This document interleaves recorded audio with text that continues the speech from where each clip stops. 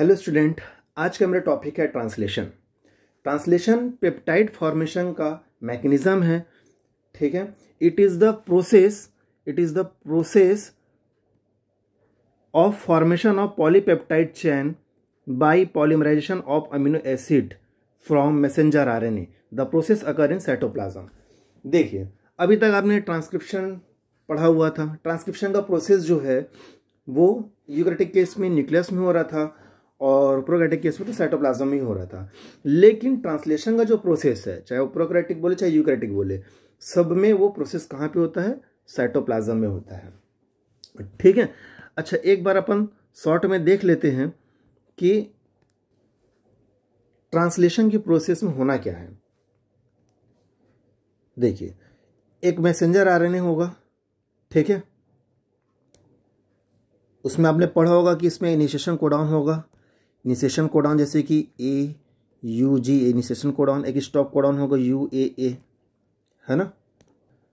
अब चूंकि protein formation के लिए इंपॉर्टेंट था क्या चीज? मैसेंजर आरएनए और राइबोसोम।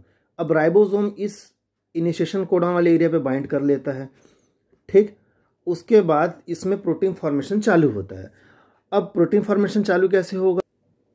इसमें दो साइट होंगे, रहते तीन साइट है ना, तीन साइट होंगे। एक होगा P साइट, एक होगा A साइट, एक होगा E साइट। हालांकि पूरा मैकेनिज्म मैं समझाने वाला हूं आगे। अब क्या होता है, जो P जो रहता है ना, उसमें सबसे पहले आता है tRNA। एक्चुअल में 50S राइबोसोम के अटैच होने से पहले ही पहला नंबर का जो अमीनो सेल tRNA है वो आके बाइंड हो जाया रहता है। उसके बाद 50S आता है। मैंने पूरा मैकेनिज्म में समझाया है, अभी जस्ट एक शॉर्ट में समझाने के लिए ऐसे बता रहा हूँ। अब A वाला जो साइट होगा उसमें दूसरा वाला tRNA आ जाएगा, अमीनो सेल tRNA, ठीक है। वो होता क्या है कि P साइट से A साइट की ओर, ठीक है, यानी कि आप देख रहे होगे अमीनो एसिड ट्रांसफर होगा, यानी पेप्टाइड ट्रांसफरेज एक एंजाइम है। और वो एंजाइम एक्चुअल में कौन रहता है? इस 50S राइबोस में पाया जाने वाला 23S राइबोसोमल आरएनए, यानी कि राइबोसोमल आरएनए पढ़े हो ना। एक्चुअल में यहाँ पे राइबोसोमल आरएनए राइबोजाइम की भांति काम करने वाला है, ठीक है, ठीक है। तो होगा क्या? पेप्टाइड का फॉर्मेशन होना है। तो ये अब ट्रांसफर हो चुका है, तो ट्रांसफर इस तरफ हुआ, तो मैं इसको ऐसे बना दिया, यानी कि अब ये चैन, अब सोचिए राइबोसोम को मुझे आगे की ओर इधर क्या करना है, उसको स्लाइड करना है, उसको बोलना चाहिए मूव करवाना है ना। तो जैसे जैसे राइबोसोम आगे मूव करते जाएगा, सोचिए कि राइबोसोम मूव किया, सपोज कि राइबोसोम आगे की ओर मूव किया, तो मैं राइबोसोम की इधर आगे की ओर मूव करवा दिया, ठीक है, ये आगे की ओर। जब ये आगे की ओर मूव करेगा तो क्या होगा? तो जो E साइड था, E यानी कि एम्प्टी साइड, जहाँ से एग्जिट साइड जो था, वहाँ पे ये फर्स्ट वाला tRNA आ जाएगा, और जो दूसरा अमीनो सेल tRNA जो आया था वो आपके P साइड में आ जाएंगे। P साइड है ना, जो देख रहे हो ना, P लिखा हुआ है, उस एरिया पे जहाँ पे दूसरा नंबर का अमीनो एसिड और पहला नंबर का जो अमीनो एसिड अटैच हो गया, यानी पेप्टाइड बॉन्ड बन चुका है ना, ये आ चुका था। अब आगे की ओर, अब ये साइड तो खाली हो गया, ध्यान दीजिए, ये वाला एरिया खाली हो चुका है, ये वाला कमिंग है ना। तो इस एरिया पे क्या होगा? इस एरिया पे जो सबसे फर्स्ट जो अब थर्ड जो रहेगा वो tRNA वो आ जाएगा ऐसा। अब वो तीसरा अमीनो एसिड लेके आएगा। अब ये फिर से यहाँ पे पेप्टाइड ट्रांसफरेज जो एंजाइम है वो इसको यहाँ पे ट्रांसफर करेगा, और यहाँ पे क्या हो जाएगा? 2 और 1 ऐसे आ जाएंगे, है ना। अब फिर ये खाली हो जाएगा। इस प्रकार से प्रोसेस चलता रहेगा, और कब तक चलेगा? जब तक कि कहाँ ना पहुँच जाए, जब तक कि ये पहुँच जाए UAA के पास, जो कि एक स्टॉप कोडॉन है। स्टॉप कोडॉन के पास जैसे ही जाता है ना, तो वहाँ पे एक रिलीजिंग फैक्टर बाइंड कर लेता है और उसको पेप्टाइड को ब्रेक कर देता है। मतलब एक प्रोटीन फॉर्मेशन का एक मैकेनिज्म है, जिसको हमको अच्छे से इसमें विस्तार से पढ़ना है कि एक्चुअल में क्या क्या हुआ था, है ना। इसमें महत्वपूर्ण चीज़ क्या क्या देख लिया आपने देख लिया। इसमें महत्वपूर्ण चीज़ था मैसेंजर आरएनए, आपने देखा इसमें महत्वपूर्ण चीज़ था राइबोसोम, इसमें आपने देखा tRNA का रोल था। tRNA क्या रोल था? अमीनो एसिड लेके आ रहा था, है ना। तो ऐसे और क्या क्या मशीनरी चीज़ें हैं जिनके बारे में हमको बेसिक मालूम होनी चाहिए, वो आज हम इस वीडियो में देखने वाले हैं, और कैसे पूरा प्रोसेस होता है उसको पूरा स्टेप वाइज देखेंगे। चलिए आते हैं स्टार्टिंग से, ठीक है। देखिए, ट्रांसलेशन का जो प्रोसेस है उसका पहले अपन डेफिनेशन बता दिए हैं, है ना, कि क्या होता है। It is the process of formation of polypeptide chain by polymerisation of amino acid. किससे बना रहे हो आप? अमीनो एसिड से बना रहे हो। किसकी मदद से बना रहे हो? Messenger RNA. क्यों मैसेंजर आरएनए? मैसेंजर पास कोडॉन था और उसी कोडॉन को हम कोड करके बना रहे हैं। कहाँ हो रहा है प्रोसेस? इंपॉर्टेंट है, साइटोप्लाज्म हो रहा है। सब लाइन से क्वेश्चन बनाया जाता है। अब ट्रांसलेशन मशीनरी में आ जाते हैं। ठीक है, क्या क्या ऐसे इंपॉर्टेंट चीज़ था? अभी मैंने आपको क्या दिखाया? मैसेंजर आरएनए बना के दिखाया। राइबोसोम 11th की क्लास में अच्छे से डिटेल में पढ़े होंगे, नोट जरूर चेक करिएगा। अमीनो एसिड्स के बारे में पढ़ाया जा चुका है। TRNA, amino acyl tRNA synthetase. देखो ये सिंथेटेज, ये तो अमीनो एसाइल बनाता है इसलिए उसका नाम है अमीनो एसाइल टीआरएनए सिंथेटेज। ये एंजाइम है। ठीक है, अब देखते हैं मैसेंजर आरएनए। ठीक है, सबसे पहले आप मैसेंजर आरएनए मैंने क्या जानते हो? अभी तक हम क्या पढ़ाए हैं आप लोग को कि मैसेंजर आरएनए डीएनए से अमीनो एसिड के कोड को लेके आता है, उसके पास जेनेटिक इन्फॉर्मेशन है, बस यही है और कुछ भी नहीं। कोई और अच्छा टेंशन लेने की कोई बात ही नहीं है। Messenger RNA function as template. Template क्यों बोल रहे हैं? कि राइबोसोम इससे अटैच होकर काम करता है, इसको टेम्पलेट कहा गया है। टेम्पलेट हैविंग जेनेटिक इन्फॉर्मेशन, बिल्कुल पूरा जेनेटिक कोड था उसमें, पढ़े हो आप genetic information. It has code for protein synthesis. ठीक है, उसके बाद मैसेंजर आरएनए में अगर मैं एक सिंगल सिस्ट्रॉन की बात कर रहा हूँ, अब देखो सिस्ट्रॉन सब पढ़ चुके हैं आप लोग, पर एक सेपरेट वीडियो बनाया हूँ मैं। अगर एक सिंगल सिस्ट्रॉन की बात करूँगा तो वहाँ पे एक एयूजी होगा या और एक स्टॉप कोडॉन, यानी कि एक इनिशिएशन कोडॉन होगा, स्टार्ट कोडॉन, और एक होगा स्टॉप कोडॉन। स्टॉप कोडॉन 3 होते हैं, यूएए, यूएजी, यूजीए, जबकि इनिशिएशन कोडॉन एयूजी मोस्टली होता है और बहुत रेयर केस में जीयूजी भी होता है। ठीक है, बट सभी के सभी इनिशिएशन कोडॉन या रेयर केस में अगर कोई दूसरे से भी अगर चालू हो गया मान लो, तो भी मैं पहला अमीनो एसिड हमेशा मेथियोनिन होता है, भूलना मत। पहला अमीनो एसिड प्रोटीन में हमेशा मेथियोनिन होता है, भला उसे बाद में प्रोसेस करके काट के निकाल दिया जाता होगा, ये बात अलग है, अदरवाइज पहला अमीनो एसिड मेथियोनिन होगा।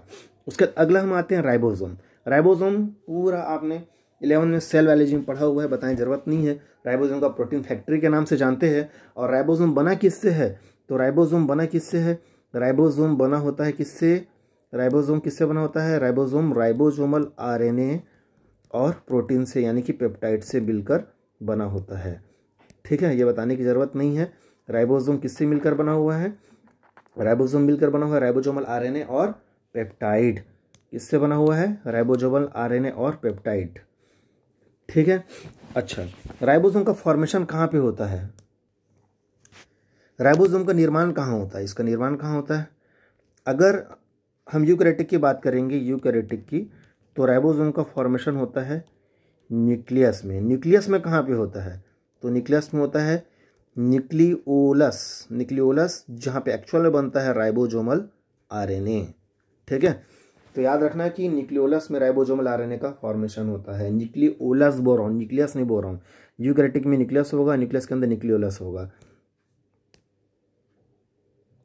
अगर आप लोग को याद होगा कि एक न्यूक्लियस पढ़े होगे, है ना, मान लीजिए कि न्यूक्लियस है ना, न्यूक्लियस है। इस न्यूक्लियस में भी आप एक हाईली कंडेंस एरिया पढ़ते हो, एकदम कंडेंस रहेगा गोल सा, है ना, किसी किसी में, किसी किसी में दो। इस जगह को हम न्यूक्लियोलस बोले थे। इस न्यूक्लियोलस में आप पढ़े होगे कि इसमें कुछ दाने दाने फॉर्मेशन होते रहते हैं, दाने दाने जैसी चीज़ दिखाई देते रहते हैं ऐसा। यही था राइबोसोमल आरएनए, यहीं से सब राइबोसोम का फॉर्मेशन होता है। तो ये न्यूक्लियस था। ठीक है, न्यूक्लियस, न्यूक्लियस के अंदर न्यूक्लियोलस था, न्यूक्लियोलस था, न्यूक्लियोलस था। ठीक है, वहाँ पे बनता है क्या? राइबोसोम या राइबोसोमल आरएनए, भूलिएगा मत। अब आते हैं हम राइबोसोम और क्या क्या पढ़ते हो आप? राइबोसोम और क्या क्या पढ़ते हो? देखो, राइबोसोम बैक्टीरिया के केस में 70S होता है, और हमारे केस में अगर हम जाएंगे तो हमारे पास 80S भी होता है। ठीक है, और 70S भी होता है। 80S कहाँ होता है और 70S कहाँ होता है समझिएगा। साइटोप्लाज्म जो है हमारा, उसमें 80S होता है, और 70S जो है वो cell organelle like mitochondria, plastid, इनमें पाया जाता है। अब राइबोसोम में 2 यूनिट होता है कि स्मॉल यूनिट और लार्ज यूनिट। याद रखिएगा कि राइबोसोम का जो 2 यूनिट है, स्मॉल और लार्ज, वो हमेशा अलग अलग रहते हैं। कब मिलते हैं एक साथ? जब प्रोटीन का फॉर्मेशन, यानी कि जब ट्रांसलेशन होने वाला रहता है ना, तब ये एक होते हैं, अदरवाइज ये अलग रहता है और ये अलग रहता है। ठीक है, दोनों कब मिलते हैं? जब ट्रांसलेशन होना रहता है तब मिलते हैं। अब उसके बाद आप लोग को दिया हुआ है जैसे कि 70s है, तो 70s में लार्ज यूनिट क्या होता है? 50s। स्मॉल यूनिट क्या होता है? 30s। अगर हम यूकैरियोटिक की बात करें तो लार्ज यूनिट होगा 60s और स्मॉल यूनिट होगा 40s। जबकि आपको इससे भी ज़्यादा और चीज़ मालूम होना चाहिए जो कि आपने राइबोसोम में सेल वाले क्लास में पढ़ा होगा। ये 50s में ribosomal RNA, 23s ribosomal RNA होता है, 30s में ribosomal RNA, 16s ribosomal RNA होता है, 60s यूकैरियोटिक केस में अगर पढ़ोगे तो 60s है ना, तो इसमें आप पढ़ते 28s राइबोसोमल आरएनए पढ़ते हो, plus 5s plus 5.8s ribosomal RNA पढ़ते हो। और इस 50s वाले में 23s plus 5s ribosomal RNA पढ़ते हो। स्मॉल वाला जो 40s लिखा हुआ है, 40s में कौन सा राइबोसोमल आरएनए पाया जाता है? तो 18s राइबोसोमल आरएनए पाया जाता है। ये राइबोसोम से बहुत अच्छे अच्छे क्वेश्चन बनते हैं। सेल में इसको पढ़ाया जा चुका है, तो आपको मालूम होना चाहिए कि किस किस जगह पे कौन कौन सा राइबोसोमल आरएनए था। ठीक है, अगर 50s की बात करता हूँ तो इसमें कितना था? 23s राइबोसोमल आरएनए था। 30s वाले में 16s राइबोसोमल आरएनए था, जिसे हम सिग्नेचर सीक्वेंस भी कहते हैं। 60s वाले में आप पढ़ोगे तो यहाँ पे 28s और 23 प्लस 5s भी था ना, यहाँ पे 5.8 एंड 5s राइबोसोमल आरएनए पढ़ेंगे। 40s वाले में जाएंगे तो 18s राइबोसोमल आरएनए पढ़ेंगे।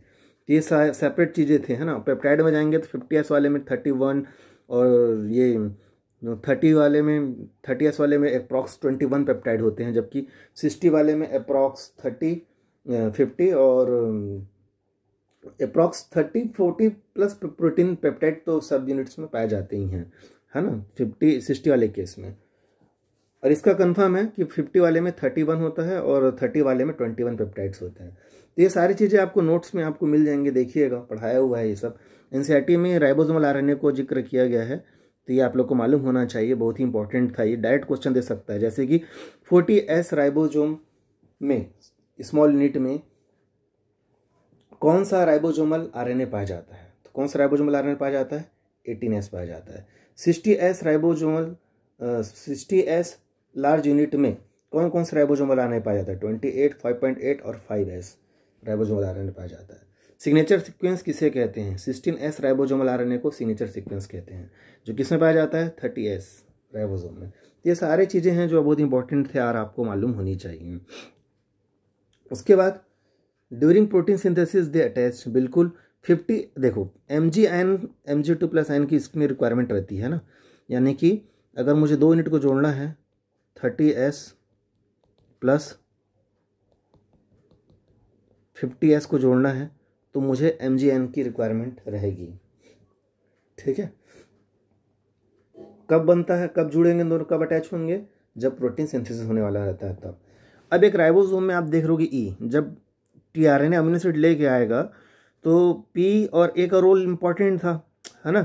लेकिन ई क्या है? ई जो खाली टीआरएनए रहता है, जो अमीनो एसिड को राइबोसोम को दे दिया रहता है, अब खाली हो जाएगा ना, तो कहाँ से निकलेगा? वो ई साइड से बाहर निकलता है। तो आगे की ओर डायग्राम में अपन पूरा देखेंगे इसको। तो ई साइड ये था एलिमिनेशन के लिए था, पी साइड फर्स्ट टीआरएनए जो बाइंड करता है उसके लिए था, ए अपकमिंग जितने भी टीआरएनए आने वाले हैं, जो भी नया टीआरएनए आएगा, अमीनो एसिड आएगा, यानी सबसे पहला अमीनो एसिड को छोड़कर जितने भी अमीनो एसिड आते हैं वो कौन साइड से आते हैं? ए साइड से आते हैं, याद रखना, ए साइड से आते हैं, है ना। तो मैं यहाँ पे फिर भी लिख दिया रहता हूँ ऐसा, ये फर्स्ट के लिए था एंड ये अपकमिंग टीआरएनए के लिए था, और ये फर्स्ट टीआरएनए के लिए था। ठीक है, पी साइड। और ये ई जो है वो एलिमिनेशन के लिए था। ठीक है, टीआरएनए क्या है? अभी क्या बताया मैं? They are soluble RNA which pick up particular amino acids. ये एक सॉल्युबल आरएनए है, यानी कि सॉल्युलाइज रहता है, सॉल्युलाइज फॉर्म में रहता है। और ये एक्चुअल में इसका मेन फंक्शन याद रखिए आप, टीआरएनए करता है क्या है? टीआरएनए साइटोप्लाज्म से अमीनो एसिड को लेके जहाँ पे प्रोटीन सिंथेसिस होना होता है उस जगह पे इसे लेकर आता है। ठीक है, when amino acid is not attached with tRNA, अच्छा, जब अमीनो एसिड इससे अटैच नहीं रहता तो इसे अनचार्ज कहते हैं, और जब इससे अमीनो एसिड अटैच हो जाता है ना तो हम इसे क्या कह देते हैं, चार्ज टीआरएनए कहते हैं। देखिए टीआरएनए का डायग्राम बनाया हुआ हूँ मैं, डिपेंड करता है आप प्राइम कौन सा दिखा रहे हो। जैसे कि देखिए मैं जिस प्राइम को दिखा रहा हूँ वो है 5 प्राइम इंट को दिखा रहा हूँ, इधर 5 प्राइम इधर 3 प्राइम। बहुत इंपॉर्टेंट है यार, 5 प्राइम में फॉस्फेट ग्रुप होता है, 3 प्राइम में COOH ग्रुप होता है। तो याद रखिएगा जब अमीनो एसिड अटैच होता है तो अमीनो एसिड का COOH ग्रुप यानी कार्बोक्सिलिक ग्रुप और इस आरएनए का OH ग्रुप, सॉरी 3 प्राइम का OH ग्रुप है ना, टीआरएनए का एक कौन सा बॉन्ड बनाता है, एस्टर बॉन्ड बनाता है। ये कहीं पे मैंने मेंशन किया भी है जहां तक, अगर नहीं होगा तो देखेंगे, है ना। यहाँ पे एक एस्टर बॉन्ड बनता है इस जगह पे, नहीं बना है तो मैं बना दे रहा हूँ। हो सकता है आगे नोट्स में मेंशन किया होगा, नहीं किया होगा तो मैं यहाँ पे बता दे रहा हूँ कि कहाँ पे एस्टर बॉन्ड होगा। ये वाला जो दिख रहा है ना एरिया, इस जगह पे अमीनो एसिड जो अटैच है ना, इस जगह पे रहता है एस्टर बॉन्ड, है ना। तो अगर आपसे कोई पूछेगा कि अमीनो एसिड टीआरएनए से किस बंध से जुड़ा हुआ है, भाई बॉन्ड तो बनेगा ना, तो वहाँ एस्टर बॉन्ड से जुड़ा हुआ रहता है। देखिए अब यहाँ पे लूप्स के नाम दिए हैं, जैसे TSIC लूप, है ना। अगर ये सब नाम याद नहीं होगा तो कोई दिक्कत नहीं, आपको डी लूप याद रखना है, डी से में दिख रहा है। सबसे मेन है एंटीकोडॉन लूप। देख भाई मैसेंजर आरएनए के पास कोडॉन था ना, तो उसको डिकोड करने के लिए इसके पास एंटीकोडॉन होगा। अगर मैसेंजर आरएनए का, देख यहाँ पे मैंने बनाया है वैसे, तो यहाँ पे देखिए मैं हाईलाइट कर रहा हूँ ना, अब देखिए जब हाईलाइट करूँ इस एरिया को, मान लो इस एरिया पे 5 prime to 3 prime messenger RNA है ना। मैसेंजर आरएनए हम कैसे रीड करते हैं, 5 प्राइम टू 3 प्राइम। तो टीआरएनए को कैसे रीड करोगे आप, 3 प्राइम टू 5 प्राइम, भूलना मत। मैसेंजर आरएनए को अगर 5 प्राइम टू 3 प्राइम, तो टीआरएनए कैसे रीड करोगे, 3 प्राइम टू 5 प्राइम। अगर मान लो मैसेंजर आरएनए में AUG है, क्या है AUG, तो मैसेंजर, तो टीआरएनए इसका कॉम्प्लीमेंट UAC होगा, भूलना मत। तो ये एंटीकोडॉन था, तो कोडॉन मैसेंजर आरएनए में था, तो एंटीकोडॉन किस में होगा, टीआरएनए में होगा। क्वेश्चन आता है, याद रखना। उसके बाद था एक्सेप्टर स्टेम, ऊपर का जो रीजन देख रहे हो आप, जहां अमीनो एसिड अटैच होता है ना, उसे हम एक्सेप्टर आर्म्स कहते हैं। ये एक्सेप्टर स्टेम या एक्सेप्टर आर्म भी कहते हैं, ये वाला पार्ट, ठीक है, ये इसको बोल रहे हैं। ये डी लूप था, ठीक, और ये एंटीकोडॉन लूप था। ये सारी चीजें आप लोगों का क्लियर होना चाहिए।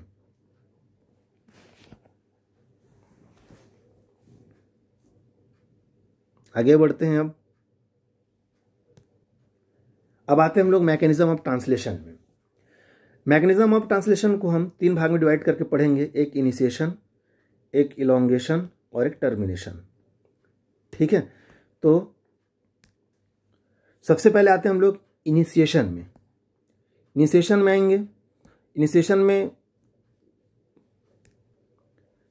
सबसे पहले आप पढ़ते हो एक्टिवेशन ऑफ अमीनो एसिड। देखो अमीनो एसिड से ATP का जुड़ना, उसका एक्टिवेशन होगा, ठीक है।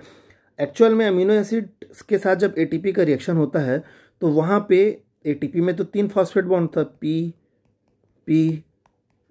P मतलब एनहाइड्राइड बॉन्ड था, है ना। एक एनहाइड्राइड बॉन्ड यहाँ था, दूसरा यहाँ था, और एक एस्टर बॉन्ड था।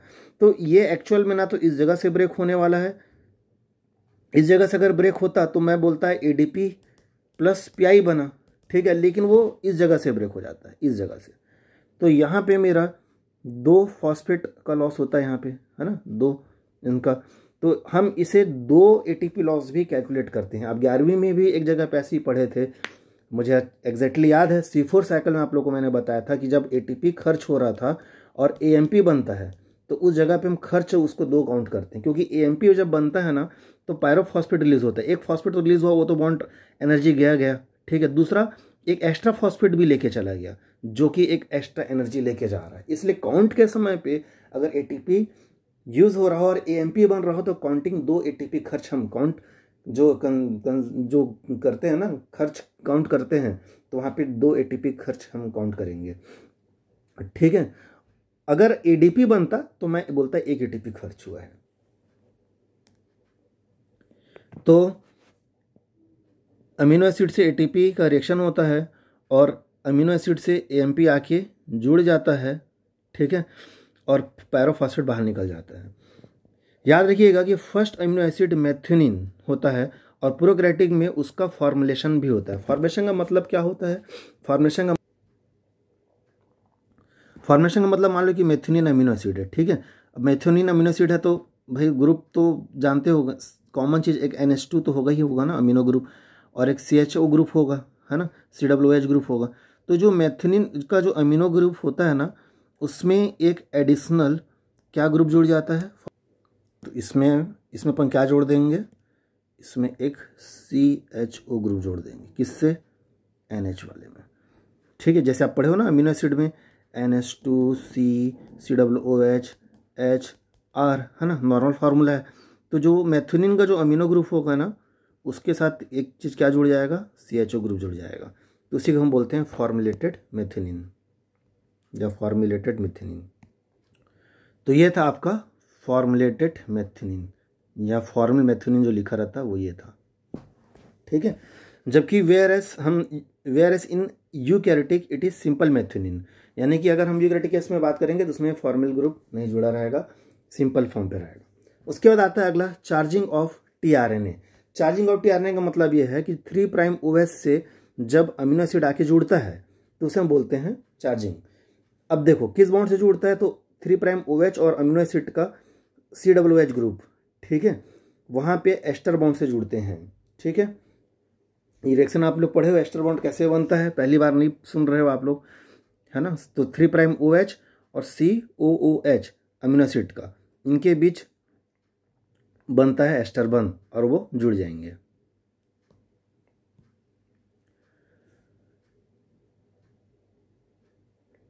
उसके बाद आता है फॉर्मेशन ऑफ इनिशिएशन कॉम्प्लेक्स। देखिए अब आपके पास ये tRNA जो चार्ज tRNA था, ये है ना चार्ज्ड tRNA, है ना, ये तो बन गया है। ऐसा जितने भी इंपॉर्टेंट कोड अमीनो एसिड जो होंगे एसेंशियल अमीनो एसिड, वो सब tRNA के साथ ऐसे अटैच होकर चार्ज फॉर्म में रहेंगे। अब इनिशिएशन कॉम्प्लेक्स तो तब बनेगा जब आपके मैसेंजर RNA, जैसे मैसेंजर RNA मैंने आप लोग को बनाया हुआ है, इसमें आकर 30S राइबोसोम जुड़े, फिर वो फॉर्मेटेड मेथिन आके जुड़े, और जब उसमें भी 50S राइबोसोम आके जुड़ जाए तो उस कंडीशन को हम बोलते हैं ये कि ये राइबोसोम इनिशिएट हो चुका है, प्रोटीन सिंथेसिस का प्रोसेस इनिशिएट हो चुका है। उसके आगे का प्रोसेस फिर क्या होगा, इलॉन्गेशन होगा, ठीक है। अब फिर भी क्या क्या अपन कुछ मेन पॉइंट नोट किए जरा देख लेते हैं, बहुत इंपॉर्टेंट पॉइंट जो हो सकता है, कुछ पॉइंट्स एनसीईआरटी में ना हो, जरूरी ना हो कि हर चीज़ मिले। फर्स्ट 30S राइबोसोम, अच्छी वाला पॉइंट तो कॉमन है, first 30S ribosome bind with messenger RNA at specific binding, ये नहीं मिलेगा आपको, सैन-डालगार्नो सीक्वेंस। देखिए प्रोकैरियोटिक के केस में सैन-डालगार्नो सीक्वेंस और यूकैरियोटिक केस में कोजैक सीक्वेंस। एक मैसेंजर RNA में एक लोकेशन होगा जिसको राइबोसोम एक्चुअल में डिटेक्ट करता है कि हाँ इस जगह पे मुझे बाइंड करना है। 3 से 7 न्यूक्लियोटाइड अपस्ट्रीम में रहता है वो, जैसे मान लीजिए AUG है ना, तो AUG से 3 से 4 आगे ऊपर की ओर 5' की ओर वो एक पर्टिकुलर सीक्वेंस होगा, उस सीक्वेंस को डिटेक्ट करता है कौन, राइबोसोम, और जाके उससे बाइंड करता है।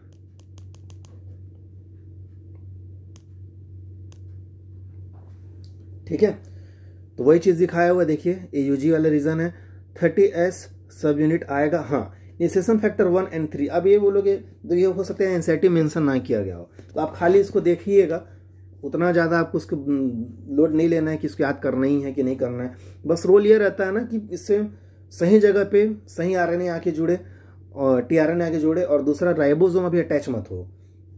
क्यों राइबोसोम भी अटैच मत हो, ताकि इनिशिएशन कॉम्प्लेक्स का जो प्री फॉर्म है वो पहले बन जाए, उसके बाद फिर उसमें राइबोसोम अटैच हो। ये शायद उसका उद्देश्य रहता होगा इनिशिएशन फैक्टर का।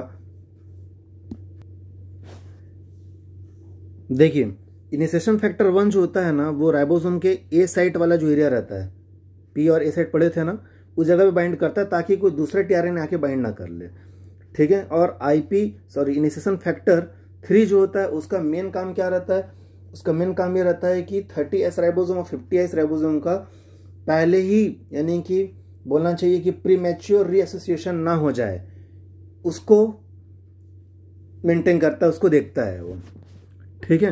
हालांकि उतना डीप में नहीं दिया हुआ है तो उतना दिक्कत नहीं है एनसीईआरटी लेवल पे, बट फिर भी एक जनरल इन्फॉर्मेशन के लिए होना चाहिए था कि भाई 50S कभी भी आगे बाइंड कर सकता था ना, क्यों बाइंड नहीं किया था। बता सकते हो कि इनिशिएशन फैक्टर 1 और इनिशिएशन फैक्टर 3 आके 30S राइबोसोम से बाइंड कर लेते हैं ताकि 50S राइबोसोम जल्दी से बाइंड ना कर सके। उसके बाद जब टीआरएनए आके बाइंड करता है, देखो एफमेट टीआरएनए, ठीक है, इनिशिएशन फैक्टर 2, एफमेट टीआरएनए जो होता है उसी के साथ अटैच हो जाते हैं इनिशिएशन फैक्टर 2। और ये क्या करते हैं, ये एफमेट टीआरएनए जो है वो पहला टीआरएनए है जो अमीनो एसिड लेके आ रहा है। एफ मतलब फॉर्मुलेटेड एंड ईटी मतलब मेथियोनिन, पहला अमीनो एसिड मेथियोनिन होता है, मैंने आप लोगों को बताया हुआ है। तो जो पहला अमीनो एसिड लेके आ रहा है ना, उसके साथ बाइंड कर लेगा ताकि 50S को वो गाइड कर सके इनिशिएशन फैक्टर 2 कि भाई पहला वाला टीआरएनए आ चुका है, अब आप आके बाइंड कीजिए और ट्रांसलेशन का प्रोसेस को चालू कीजिए। तो ये था रोल ऑफ इनिशिएशन फैक्टर 1, 2, 3, ठीक है। हाँ, अब आपके एनसीईआरटी लेवल पे अगर मान लो थ्योरी क्वेश्चन आता है ट्रांसलेशन का प्रोसेस, तो आपको सीधा मैसेंजर आरएनए दिखाना है, 30S को चिपकाना है, एक टीआरएनए को चिपकाना, फिर उसके 50S को चिपका देना और सीधा सीधा खत्म कर देना, ठीक है। 4 से 5 स्टेप में खत्म करना है आपको, इतना कुछ बताने की जरूरत नहीं है 5 नंबर क्वेश्चन के लिए। ये तो आप लोगों को नॉलेज के लिए इतना स्टेप वाइज बताया जा रहा है, ठीक है। अच्छा, अब उसके बाद 30S को जोड़ दिए हम, जो 30S के जुड़ने के बाद टीआरएनए आके जुड़ गया। अब देखिए टीआरएनए जुड़ने के बाद 50S आके जुड़ गया, यही था वो कॉम्प्लेक्स। अब इसमें जैसे 50S सब यूनिट जुड़ता है तो आपको मैग्नीशियम आयन की जरूरत पड़ती है, मैंने बताया था आप लोगों को। फिर जितने भी इनिशिएशन फैक्टर थे, ठीक है, ये सब के सब बाहर निकल जाएंगे। अब ये बन गया आपका इनिशिएशन कॉम्प्लेक्स। अब इस तरफ पी साइड जो दिख रहा था जिसमें पहला टीआरएनए आया, ए साइड जो खाली दिख रहा है, अब उस ए साइड में अपकमिंग टीआरएनए आएंगे और इलॉन्गेशन का प्रोसेस चालू हो जाएगा। अब इलॉन्गेशन के प्रोसेस के लिए इंपॉर्टेंट जो एंजाइम था, अब आप सोच रहे हो कोई हर जगह पे एंजाइम होता है ना, बिल्कुल होगा। तो यहाँ पे जो पेप्टाइडल ट्रांसफरेज एंजाइम आप जो बार बार जिक्र करोगे, आपको मालूम होना चाहिए कि ये राइबोसोम है, और राइबोसोम किससे बना है, राइबोसोमल आरएनए। तो आप याद रखिएगा कि इसमें 23S राइबोसोमल आरएनए पाया जाता है 50S में, और ये एक राइबोजाइम है, यानी कि एक ऐसा एंजाइम जिसका नेचर कैसा है, आरएनए। ये एग्जाम में आ चुका है कई बार और आने की संभावनाएं रहेंगी हमेशा। याद रखिएगा कि ये राइबोजाइम है, ठीक। इसमें और कोई विशेष पेप्टाइडल एंजाइम नहीं आता। 50S का ही इंपॉर्टेंट रोल था इस तरह पेप्टाइड ट्रांसफर के लिए, पेप्टाइड सिंथेसिस के लिए। अब देखते हैं आगे इलॉन्गेशन में क्या लिखता है, as the ribosome move from one codon to another on messenger RNA, more and more amino acylated tRNA enter and peptide bond formation occur between amino acid. बताया आप लोग को, जैसे जैसे राइबोसोम आगे बढ़ता जाएगा, ठीक है, जैसे जैसे राइबोसोम आगे की ओर बढ़ता जाएगा, वैसे वैसे ए साइड में टीआरएनए आते जाएंगे और वो पेप्टाइड फॉर्मेशन होता जाएगा।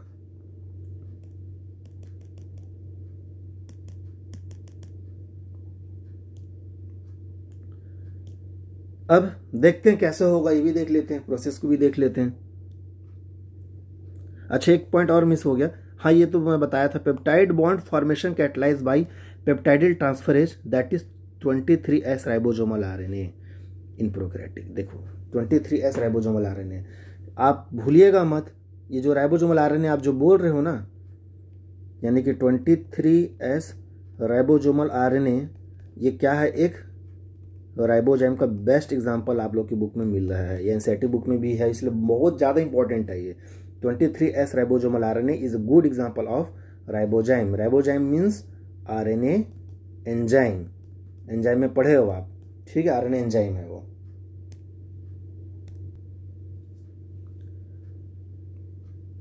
और एक पॉइंट मिस हो रहा है, क्या है वो, for every single amino acid incorporated in peptide chain 1 ATP 2 GTP molecules are used.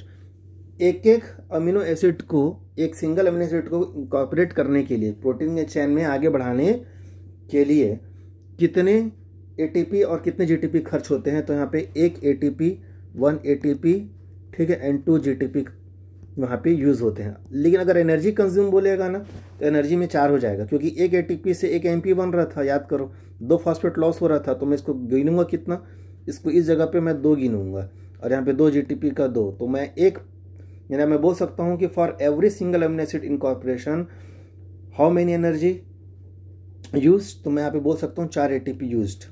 अब यहाँ पे GTP ATP मतलब सिमिलर है ना, मतलब काउंट करते वक्त आप ATP बताते ही हो, है ना, तो 4 एनर्जी यहाँ पे ATP के रूप में खर्च होते हैं।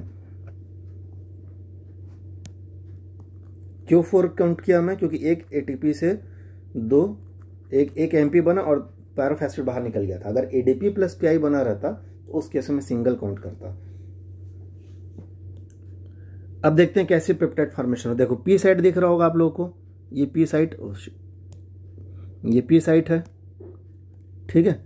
इस पी साइट वाले एरिया पे देखिए पहला वाला टीआरएनए बाइंड किया था और दूसरा सेकंड ए वाले में, ए साइट वाले में दूसरा वाला आके बाइंड किया। मैं जो एरो बनाया हूँ ए से फर्स्ट से सेकंड के, उसका मतलब ये है कि पहला वाला अमीनो एसिड उस तरफ ट्रांसफर हो रहा है और वहाँ पे पेप्टाइड बॉन्ड का फॉर्मेशन हो गया। तो अब देखिए पी साइट, अब वहाँ पे पी साइड में कोई अमीनो एसिड है क्या? नहीं। ए साइड में एक पेप्टाइड बन चुका है, ठीक है। अब राइबोसोम आगे की ओर मूव करेगा, आगे की जो मूव करेगा तो ये वाला जो टीआरएनए था वो ई साइड में आ गया। डायग्राम पूरा क्लियर हो रहा है, देखिए ई साइड पे देखिए यहाँ पे है ना, ये वाला टीआरएनए इस तरफ आ गया और जो सेकंड फर्स्ट वाला जो था यानी कि ए साइड वाला जो था वो पी साइड पे आ जाएगा। तो अब ए साइड खाली हो जाएगा कि नहीं होगा? सोचिए राइबोसोम को आगे ऐसे आगे की ओर ऐसे मूव करवाना है, राइबोसोम को मूव ऐसे आगे की ओर कराना है आपको। तो राइबोसोम आगे जब मूव करेगा तो सेकंड और फर्स्ट वाला जो प्रोटीन दिख रहा होगा, पेप्टाइड जो अमीनो एसिड जो जुड़ा हुआ था रेड और ब्लू कलर वाला, वो पी साइड में आ गया तो ए साइड खाली हो गया ना। अब ए साइड में तीसरा वाला आ जाएगा, ठीक है, और जो खाली वाला जो था वो ई साइड से बाहर निकल जाएगा। बस सिंपल इमेजिंग करना है आपको कि मुझे राइबोसोम को आगे बढ़ाना है। राइबोसोम आगे बढ़ेगा तो क्या होगा? पी साइड वाला पी साइड में जो था वो ई साइड में आ जाएगा, ए साइड वाला जो था पी साइड में आ जाएगा। तो ए साइड खाली हो जाएगा कि नहीं होगा? तो उस ए साइड में कौन आ जाएगा? थर्ड वाला आ जाएगा। इसी प्रकार आपको राइबोसोम को मूव कराते रहना है। कब तक मूव कराओगे आप? जब तक कि क्या ना आ जाए, स्टॉप कोडॉन ना आ जाए, है ना। यहाँ लिखा है ना UAA, ये क्या है? ये स्टॉप कोडॉन ही तो है ये, ठीक है। टर्मिनेशन, अच्छा टर्मिनेशन वाले केस में क्या होता है? जब राइबोसोम देखिए UAA यानी जगह पहुंचता है, UAA या UAG या UGA, तो उस जगह पे और कोई दूसरा अमीनो एसिड टीआरएनए अंदर नहीं आ पाता। उस जगह पे एक रिलीजिंग फैक्टर जो होता है ना, वो जाके बाइंड कर लेता है और जो पेप्टाइड जो बन रहा होता है उसको ब्रेक कर देता है। और ये चैन आपका देखो यहाँ पे मैंने दिखाया हुआ है, ये ब्रेक होकर ये चैन जो है वो अलग हो जाएगा। तो ये था आपका, याद रखिएगा हमेशा प्रोटीन फॉर्मेशन जो होता है वो N terminal to C terminal होता है। जैसे डीएनए और आरएनए के मामले में पढ़ते हो ना, सिंथेसिस हमेशा 5 प्राइम टू 3 प्राइम, तो वैसे प्रोटीन के लिए हमेशा क्या पढ़ते हो? N terminal to C terminal, ठीक है। ये था। अब इसके बाद भाई चलो तो प्रोटीन बना दिए। अब आपको दिमाग में होगा कि राइबोसोम दो जगह पे प्रोटीन का फॉर्मेशन कर रहा था। एक स्मूथ एंडोप्लाज्मिक रेटिकुलम, याद कीजिए, sorry rough endoplasmic reticulum, rough वाले जगह पे भी, तो वहां रफ एंडोप्लाज्मिक रेटिकुलम में जो प्रोटीन बन रहा था वो तो एंडोप्लाज्मिक रेटिकुलम के अंदर जा रहा था, तो उसकी तो कोई दिक्कत नहीं है, क्योंकि वहां पे जो प्रोटीन बनेगा, पेप्टाइड बनेगा, उसका फोल्डिंग का जो प्रोसेस है, उसको मोड़ मतोड़ करना, उसको शेप देना, साइज देना, वो रफ एंडोप्लाज्मिक रेटिकुलम कर लेगा। लेकिन जो राइबोसोम फ्री था साइटोप्लाज्म में, कहाँ?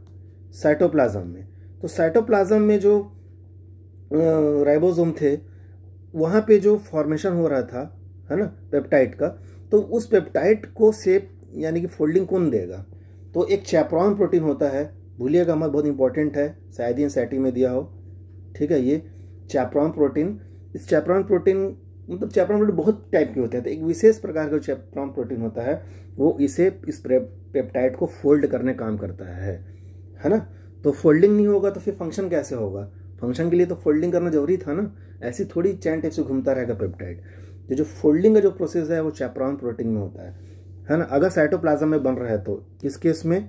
इन केस ऑफ साइटोप्लाज्म, है ना, in case of cytoplasm, cytoplasm में अगर बन रहा है तो चैपरॉन प्रोटीन होगा। और इन केस ऑफ अगर हम बात करेंगे रफ एंडोप्लाज्मिक रेटिकुलम में हो रहा है तो उस केस में रफ एंडोप्लाज्मिक रेटिकुलम में ही उसका फोल्डिंग का प्रोसेस होता है। मैंने लिख दिया, if ribosome attach to endoplasmic reticulum and synthesize peptide, then folding process occur in endoplasmic reticulum.